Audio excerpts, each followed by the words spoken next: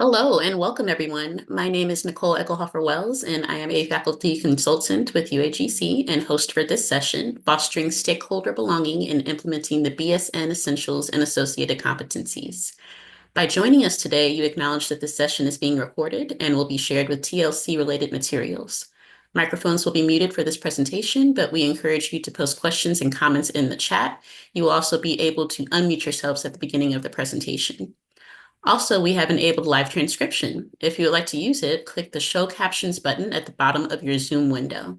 Now, without further ado, I will turn it over to your presenter, Dr. Debbie Beck, Associate Professor with the Department of Health Sciences at UAGC. Well, hello, everyone, and welcome. I'm Dr. Debbie Beck. I wanted to ask the audience if you could come off mute and let us know your role and title and your interest in this presentation.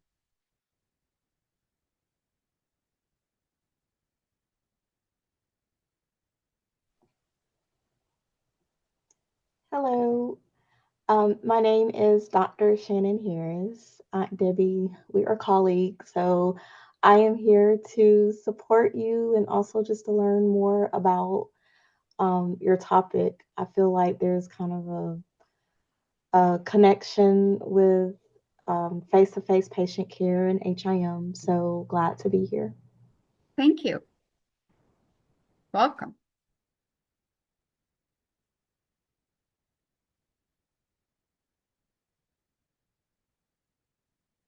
Next.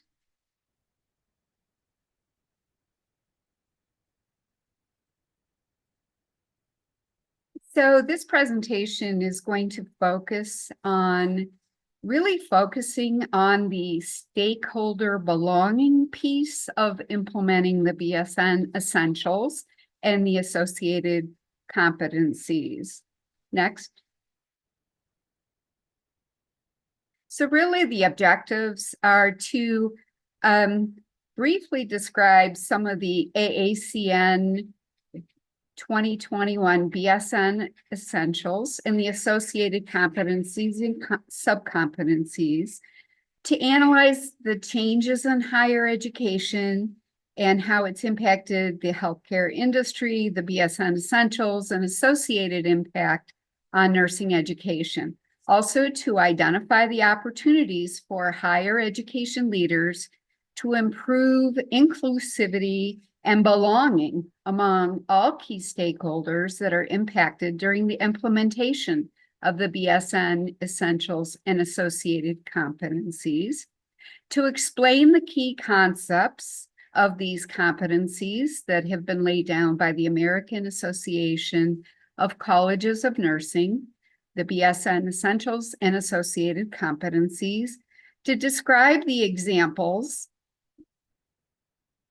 of placement of the BSN competencies into the BSN curriculum with key stakeholder collaboration. And lastly, to create some strategies to engage key stakeholder belonging during the implementation in the BSN essentials and associated competencies in the RN to BSN curriculum. Next. So what is competency-based education? And according to the Association for American Association for Collegiate Nursing, AACN, it's a system of instruction, assessment, feedback, self-reflection, and academic reporting that is based on students demonstrating that they have learned the skills, knowledge, attitudes, motivation, self-perceptions, and skills that are expected of them as they progress through their education. It is also considered by definition the transition to CBE seeks to prepare nurses who are equipped to navigate and thrive within an evolving healthcare environment. So you can see in the picture there on the screens, we're looking at the skills, abilities, and knowledge according to the AACN definition. Next. So some of the AACN guiding principles for competency-based education. First, the curriculum. So the outcomes-based competency framework is the curriculum, outcomes, and assessments that are mapped to our BSN essentials. These competencies are sequenced progressively and drive curriculum design. Sequencing in the curriculum gradually increases complexity of expectations, progressively builds on foundational competencies, and maps educational opportunities and assessments for each competency across the curriculum. Next. So you can see the AACN requirements for the BSN essentials that have been outlined in 2021.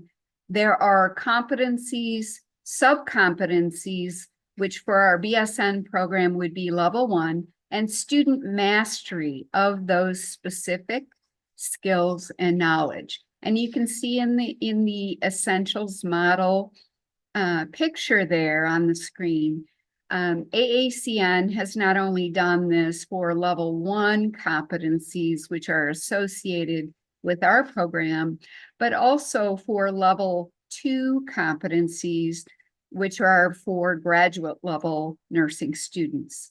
Next.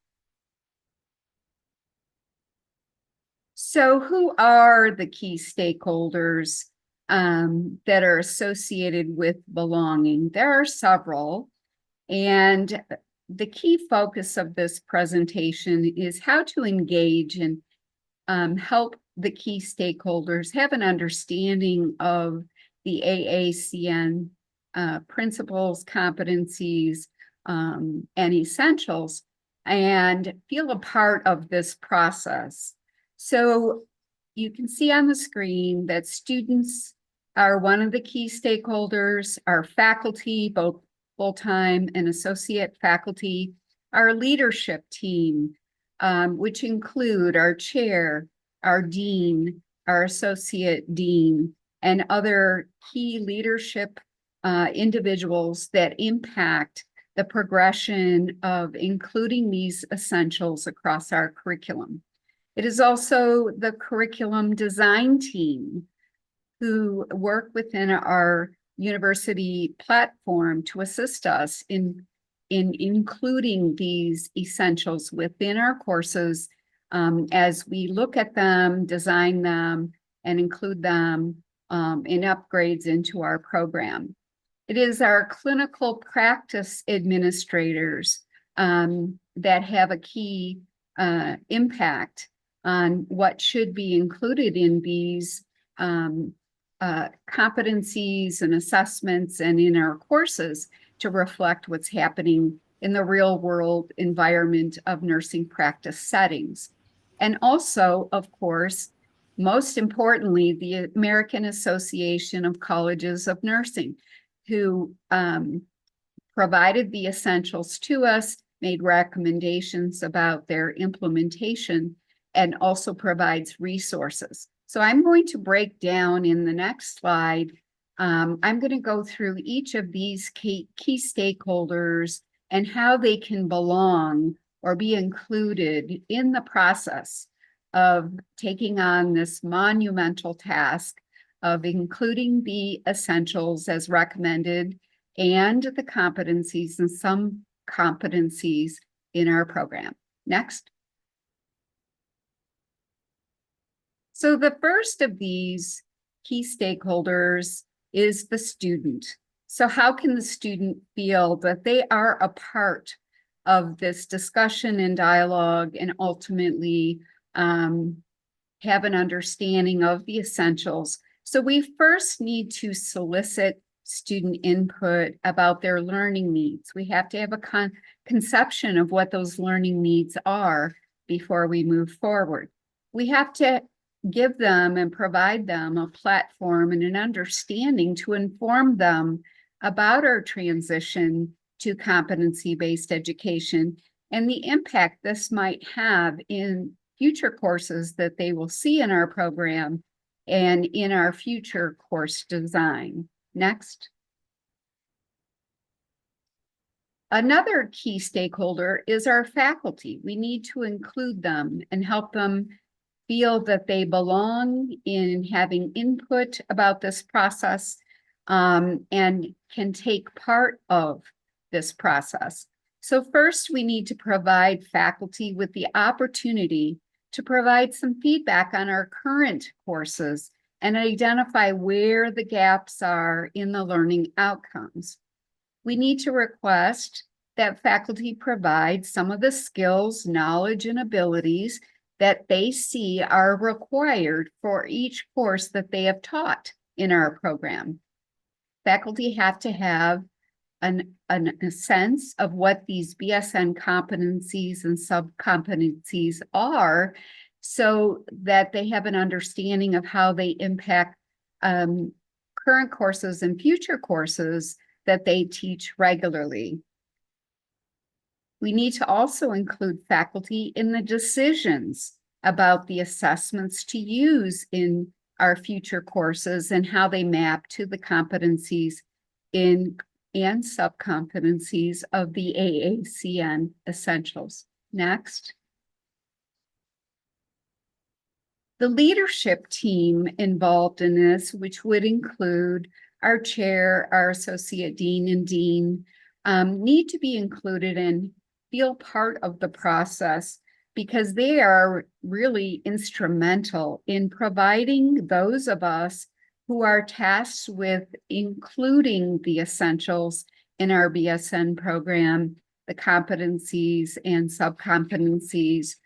We need to request their support and input in obtaining the resources for the implementation of this process and what that looks like. So there needs to be a dialogue among the leadership team on what resources they can provide, what inputs they would like to have, and they need to propose and along with the key stakeholders of faculty and chair, a timeline and a project management plan.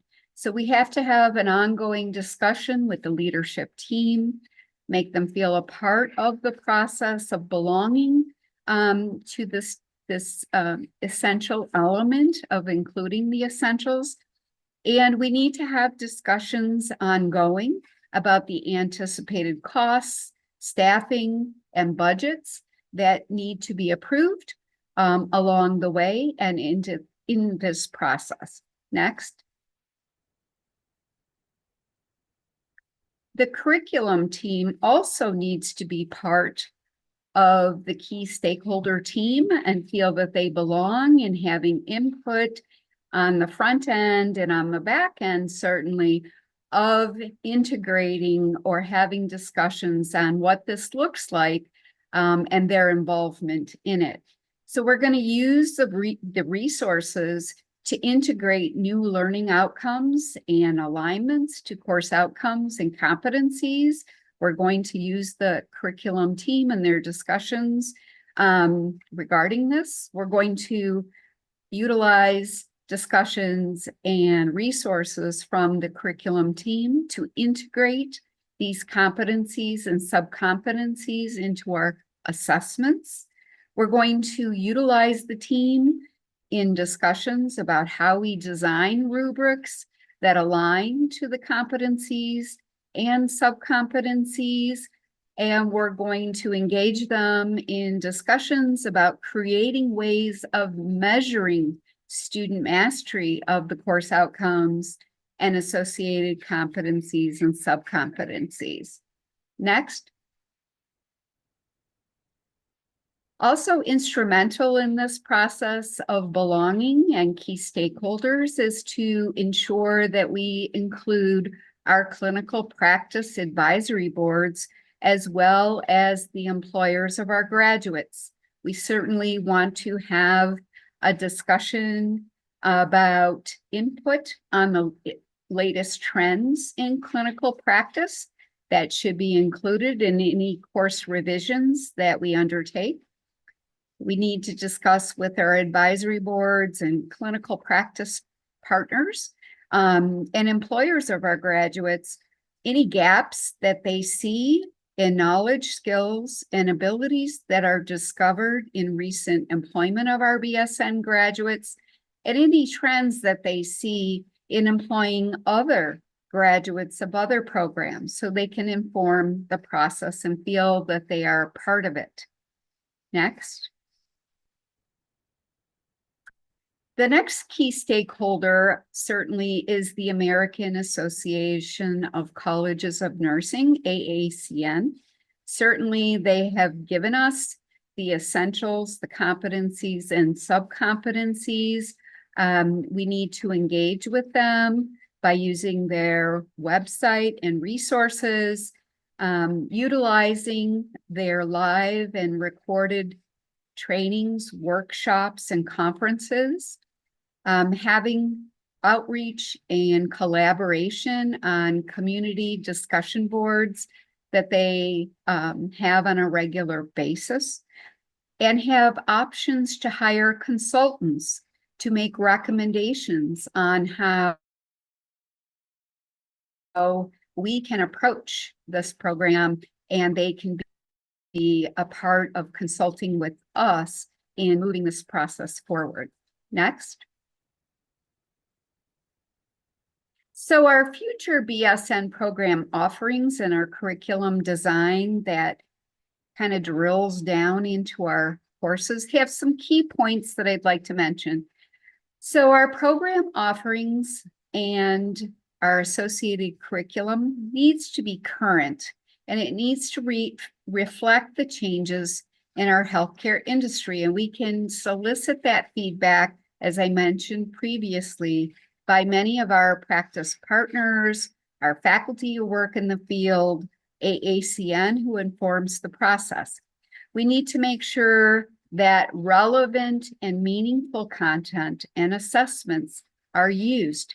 Students, as one of our key stakeholders, want to have content in their program that is relevant and meaningful and not perceived by them as busy work.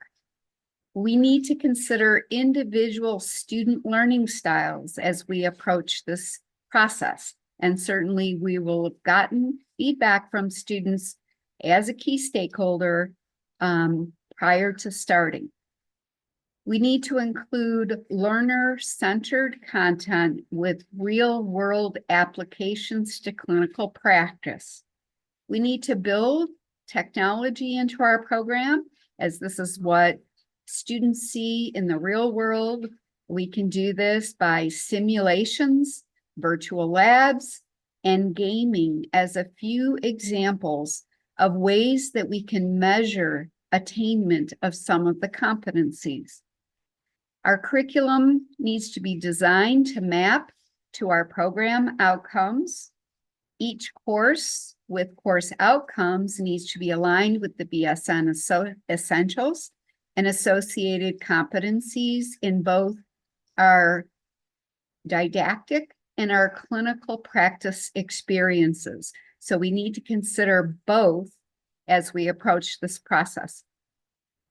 Assessments are designed to measure the skills, knowledge, and abilities of the learner that is linked to competencies in the BSN essentials.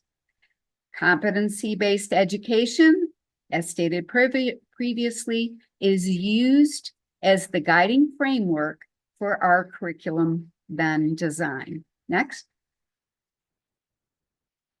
So our AACN guiding principles for competency-based education and assessment is focused first here on the assessment piece. So while we're looking at the essentials and mapping across our program, the competencies and sub-competencies, we need to make sure that we take this through all the way to assessment. We need to make sure that the assessment pieces are designed for equity assurance and bias mitigation. We need to make sure the assessments have standardized rubrics with exemplars, so both the assessor who is doing the evaluation of the competencies and the learner understand what the expectations for competency attainment is.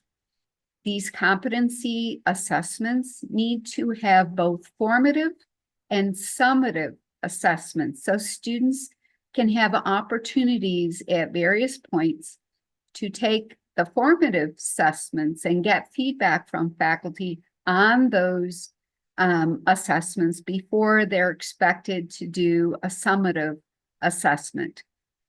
Level 1 sub-competencies and competencies themselves can be assessed individually or together. So there can be clustering of these sub-competencies so that a student, rather than having to approach each individually in an assessment piece, can achieve competence as a developmental process by particular process indicators that can clearly identify whether the competency was met, whether the student is approaching the competency, or if in fact they are competent.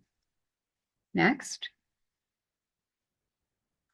So this entire process and mapping and including these competencies and sub-competencies in an entire program and all the associated courses and aligned assessments can be very complicated. And so one of the tools that AANCN provides is a sample. It's sort of a potential use of a curriculum map so that when you're looking at an entire program, you can actually list the competency, as you can see here in this example, on the left-hand side. And each competency has sub-competencies, which you can see are to the right of the competency listed there. Then you can go course by course and map out where do these competencies and sub-competencies live in each course across the program. So this is a sample of a map that is already on the AACN website that can be used as a way of mapping these required competencies and sub-competencies across a program, course by course. Next. So some of the guiding principles that are also outlined by the AACN are some teaching and learning strategies.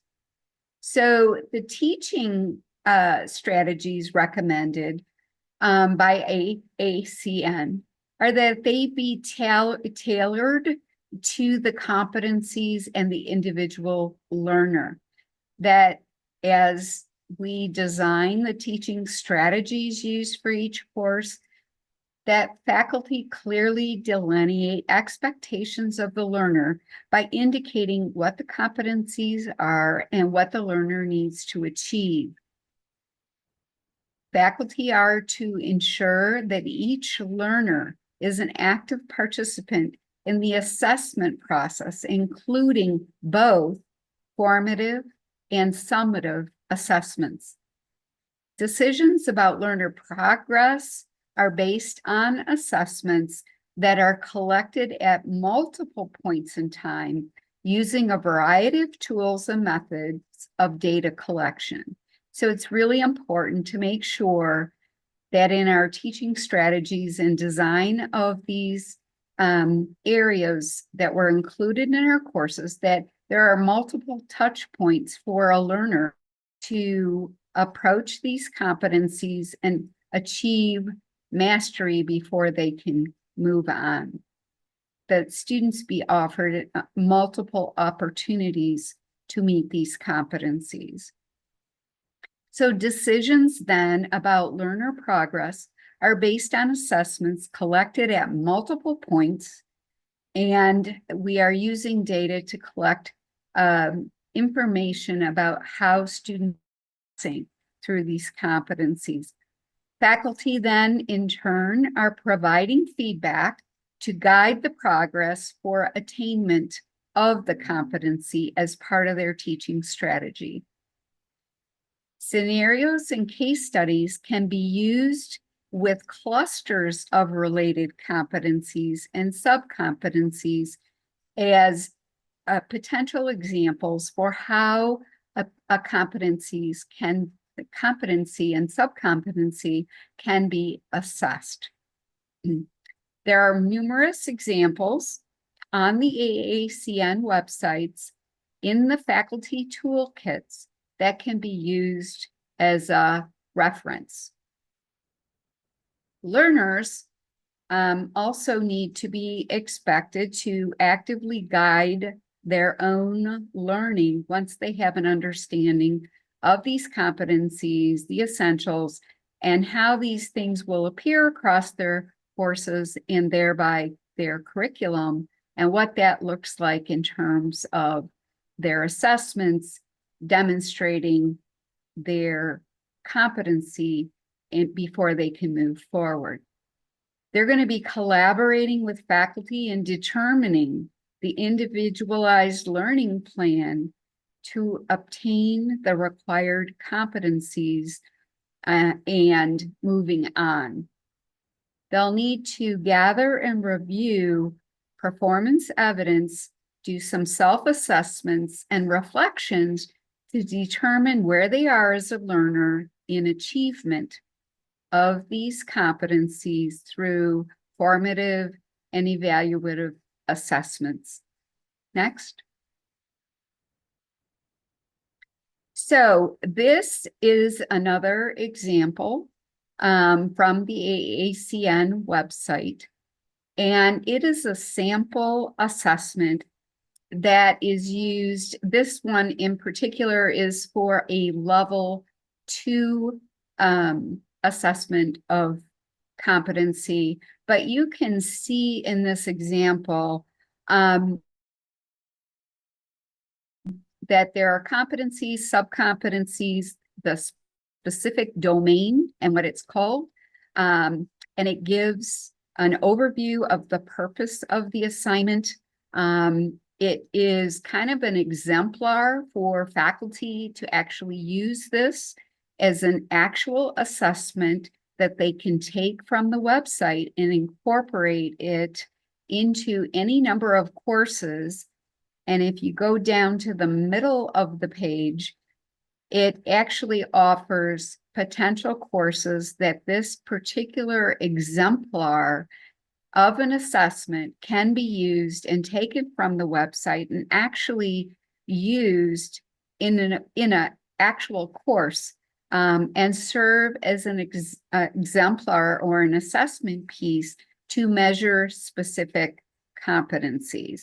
It also gives additional resources down at the bottom of the page where one can go and get additional information about this particular assessment piece and where the information for this assessment piece came from. Next. So then circling back to our key stakeholders. Once at the top and beginning of this presentation, I did mention the numerous key stakeholders that need to be involved, not only at the beginning of this process and having ongoing discussions with them and seeking out their input and helping them feel a part of the process and therefore belonging to this process.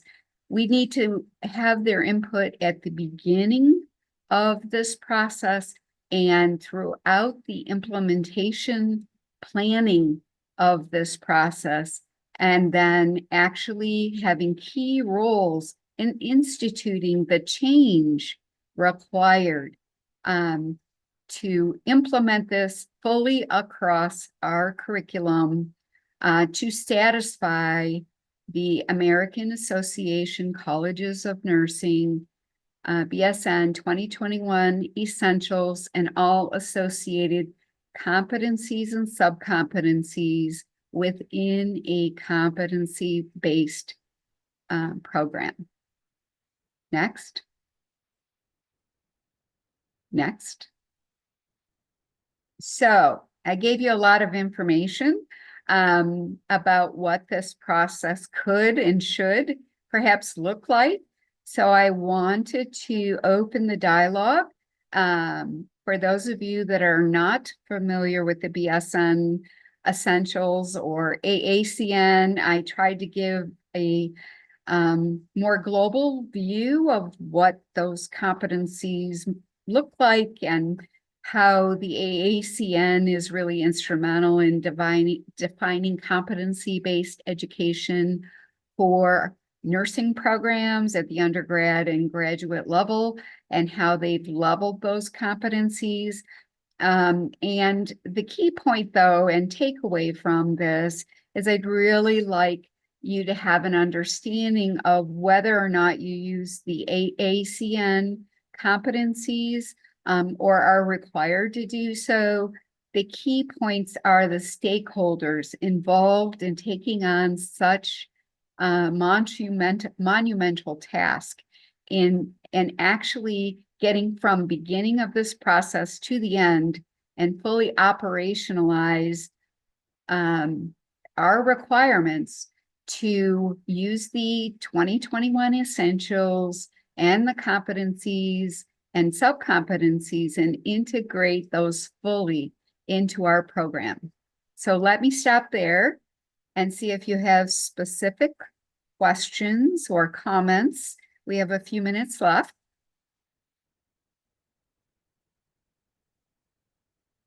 I do have a question. So in measuring competencies and their achievements of these competencies in the programs, do you see that these students are able to obtain their goals more individually, or are you able to incorporate like more group learning? Like, because it seems like it's a collaborative effort with that. Correct. And what the AACN recommends is that whatever assessment piece you design for competencies and sub-competencies, that students have the opportunity to revisit those clusters of competencies more than once before they end their program. Does that make sense? Yes. And so the key point, at least from the AACN conferences and webinars that I've been on, is we are not tasked with individual measurement of each and every competency and sub-competencies as standalone elements, but to design our assessments so that we cluster, because we have not only competencies and sub-competencies, there are associated domains within them. So you would imagine that a student could be very overwhelmed to think that each and every piece they would have to demonstrate a competency. So in designing assessments, they need to have an ability to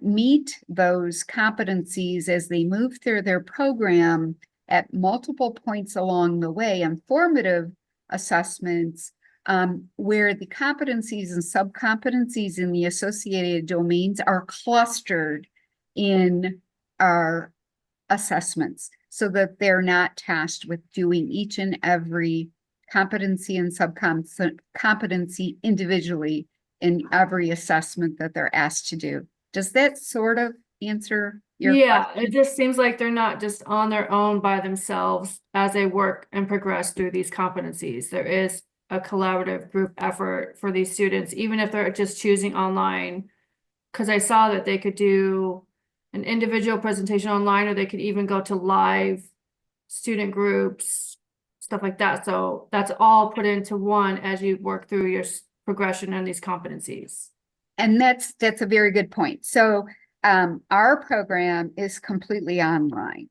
So a student would, because their entire program is online, their assessment pieces would need to be administered online.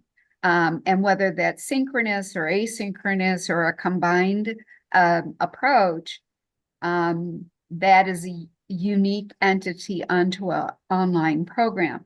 If there are universities or other nursing programs that are approaching this that have both a ground presence where this very assessment is being done in a face-to-face classroom, that might look and feel very different to a learner than it would for that same assessment to be delivered online. So depending on how the program is being delivered, that would certainly impact the approach to the assessment pieces.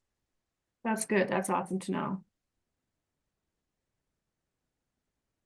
Any other questions or comments or points of clarity? Because I realize that it's a lot of information, but the key takeaway, once again, is making sure that as this process is started, with starting a new competency-based program, whether it's nursing or any other discipline, and trying to align new essentials or new accreditation requirements for these kinds of pieces to be delivered in a competency-based program, and what that looks like in your curriculum to really go back to the key elements that I believe are really important for all programs, regardless of the discipline. If this is new, we really need to engage these key stakeholders from the very beginning and have discussions, and those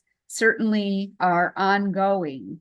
And as these pieces of information are discussed, and input is obtained by all of the key stakeholders, that we circle back around with them with formal implementation plans, with project management plans, with deliverables and due dates, and looking for support systems that our leadership team would provide so that this can be accomplished and formalized as are required for the program.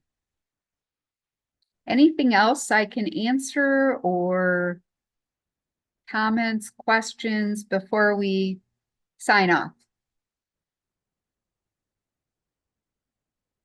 There is a comment from Patricia in the chat. She says, this was a wonderful presentation, Dr. Beck. Very spot on for the evolution of nursing education. Thank you so very much. Thank you. Appreciate that.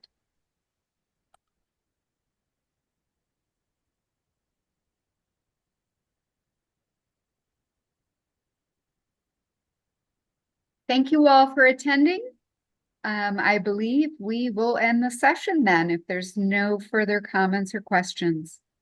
Yes, thank you, Debbie, and thank you, audience, for your participation in today's session. Please use the survey link in the chat to nominate presentations for conference awards, and we hope to see you at our next keynote presentation. I hope you all have a wonderful day. Enjoy the rest of your day, guys. Bye. Thank you. Bye. Thank you.